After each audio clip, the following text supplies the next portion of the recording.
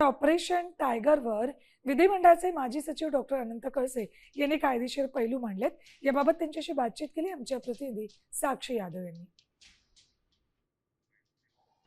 ठाकरे सेनेचे 6 खासदार यांनी एक पत्र माननीय अध्यक्ष लोकसभा यांना दिलेलं आहे आणि त्या संदर्भातली मला वाटते पुढची प्रक्रिया दिल्लीला चालू आहे.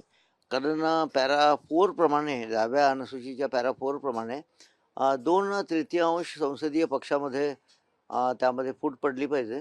पण यामध्ये एक आहे की संसदीय पक्षामध्ये फूट पडून उपयोग नाही. तर ठाकरे सेनेने त्यांच्या खासदारांना व्हीप दिले, जर व्हीप मोडलं तर कोणती कारवाई होऊ शकते? हा सुद्धा एक डिबेटेबल प्रश्न आहे की आता व्हीप हा लोकसभेच्या कारवाईलाच लागू होतो की त्यांच्या वैयक्तिक म्हणजे पक्षाची जे मीटिंग्स बोलवतात त्याला जर हजर राहिलो नाही तर त्यांना सुद्धा व्हीप लागू होतो का?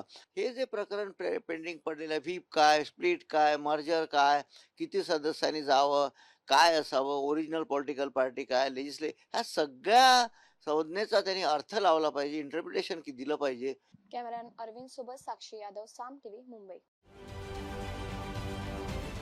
महाराष्ट्रातील सर्व बातम्यांचे विश्वासार्ह व्यासपीठ.